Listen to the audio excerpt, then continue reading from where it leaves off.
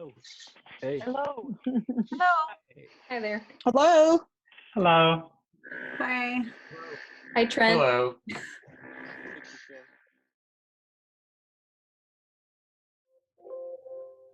Hello. Hello. There. Hi. I'm John. Hey, Can John. you see me? Can you see me? And can you see my screen? Hi, Leah. Yes, we can. Did you Yeah. see the little 2-minute warning pop up at the top of the screen, or would you I like? did. I did. I finished on time. Awesome. You did great. Let's do it again. I did. Here we're going to go again. So Eric and Leah asked me to talk about A3 thinking. So here we go. It's something I've actually, I don't know anyway. So let's talk about it.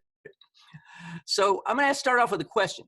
And I'm going to invite you to use the chat bar, which I'll try to find. I had trouble a moment ago, Leah, to just write down some things that would be an answer to this question. What causes failure, and I'm using that word in quotations there, when teams engage in projects to solve problems or just to get things done? It could be at work, when you have a project team at work. It could be like a longer, bigger project. It could be something small, or a project team at school if you're a student. And I am defining the opposite of failure here. Is success means you get the desired outcome, you do it on time, you do it within budget, and it is sustained. So first question actually could be, does that ever happen? It's a silly question. It happens all the time, right? When does it not happen? It always happens, for crying out loud. So how could we somehow make things better? And let me see if I can look at the chat. Oh, I think I got it there.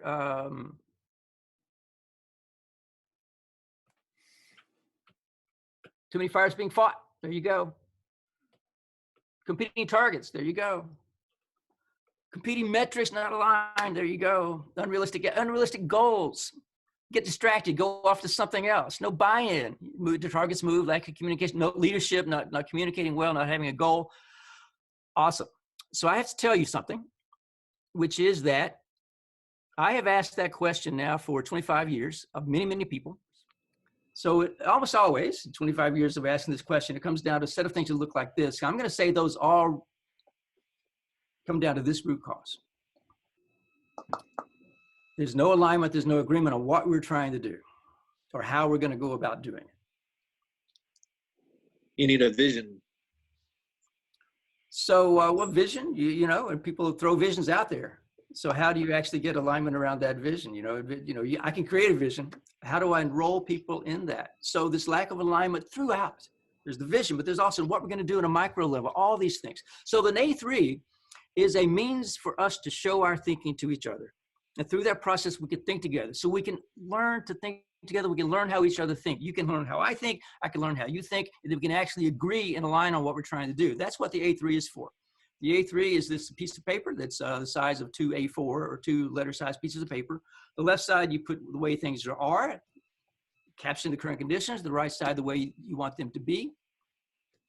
And here's a fairly daunting one, okay? But really all it means is it's by getting your thinking on a sheet of paper, it becomes an aid for me to ask questions about what you're thinking. Why do you think that? And for you to ask me. So then you can include my thinking in the plan that you're taking the lead on. I can include you in the plan I'm taking the lead on, so we can get alignment as a team.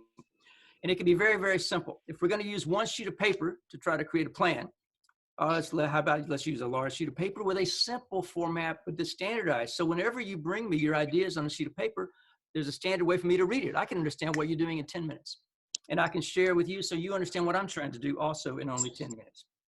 It enables us to ask better questions. And why is that important? I think that's very important. And I'm not the only one that thinks it's important. So I'll quote a couple of great thinkers here. The Claude Levi-Strauss, the anthropologist, says the scientific mind does not so much provide the right answers as ask the right questions.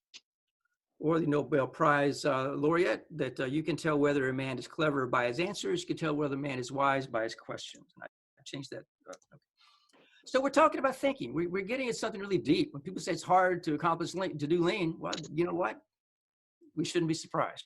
We're talking about the way we think.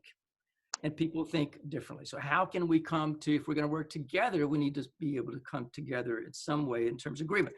So a couple of books about thinking. One is Lean Thinking, you may know. The other, Thinking Fast and Slow, by a psychologist named Kahneman. You may not know this book. It's a very daunting book. I had to read it 3 times and make notes to figure out what it was all about. But what he says is we have 2 ways of thinking, a fast way and a slow way. The brain is not literally divided that way, but that's the way it has evolved. And we tend to like to think in a fast way. That's what helped us prevent, getting eaten by the tigers. If I see a tiger coming at me, I don't have to think about it and analyze it. I know to go the other way. If I'm crossing the street, a car is coming, I know to get out of the way. If I am trying to play basketball, moving at incredible fast speed, I don't have to stop to think. If these 2 guys stop to think, they're not going to be able to complete the play. So we jump to conclusions. This is from the movie Office Space. If you've ever seen it, you can buy this mat, by the way. It's a jump very quickly. But if I try to use that thinking when I'm playing chess, I'm going to lose. If I try to choose chess thinking when I'm playing basketball, I'm going to lose. But the dominant one tends to be system 1, that we jump to conclusions most of the time because that takes less effort. That's where we came from. But we need both. And this is an example of how, if you look at this without thinking about it, your mind knows that it says jumping to conclusions, right? But it doesn't. So that's what happens at work all day, every day. We're all jumping to conclusions. We're not understanding each other, what page we're on. So we'd like to have these 2 things, no jumping to conclusions and no analysis paralysis. That's what we would like to have.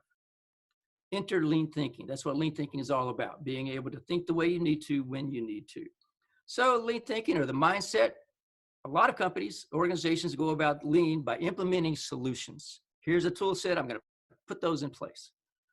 That'll take you one place, and that'll definitely feed into the whole the jump to conclusions side of our brain.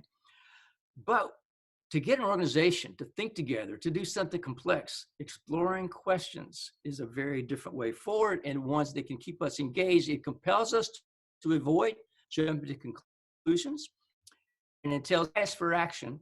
It's action-based learning at the same time. So so that's what we use A3 thinking for, or that's what we use the A3 process for, is a way to tap into system 2 thinking. Kato, by the way, that came up a couple of times, is a great way to tap into system 1. You want the right thinking at the right time. So a good A3, if you ask what makes a good one, it's something simple. The paper doesn't matter. But we want to have the thinking of grasping the current conditions, thinking where we want to go. Then we want to think together. And you can break a big project down into something very small. We can have PDCA experiments that we run. So a good A3 has the facts and the data to solve a problem. We all know that. But being technically right is half the battle. This also can engage and align the organization. A good A3 reflects the dialogue that created it. It's dynamic. That's why no 2 A3s are ever alike, even if they're dealing with the same problem. It's an enabling structure to allow us to think together through questions and open dialogue. It provides a standard enabling structure to ask questions. And it enables us to think together to take more effective answer. It's useful anywhere, anytime, by anyone. You don't need the paper size. You can do it at a huddle board. You can do it in meetings. You can do it in hallways, bars, on Zoom, as we're trying to do now. If I can remember to share my screen. Thank you for your help on that again. A3 thinking is this. We don't just want to be optimistic. We don't want to just be pessimistic. We want to wonder. We want to have a sense of wonder why things are as they are. Is this glass too big, or is it not have enough water or wine? I don't know, but I can find out. With the principle of having just enough, no excess, questioning and exploring together, that leads us to think differently. And that can lead us to a place of acting differently together, so we can hopefully overcome a lot of those bugaboos that you listed in the chat as we got started. So I think that was about 10 minutes. So I think we're going to leave now. If not, I will go ahead and show you one of my favorite A3s. Here's one. See all the different colors? This is from a senior physician at the Cleveland Clinic.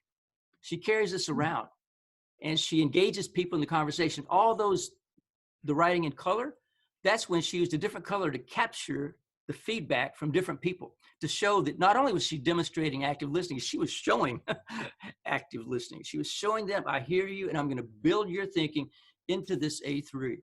So we get everyone involved, we get everyone on board, so that we understand each other's thinking as we use this tool. So it's often thought of as kind of a narrowly focused or narrow sort of a problem-solving tool. but it's really much more than that. I'm going to stop sharing here, see if I can do that.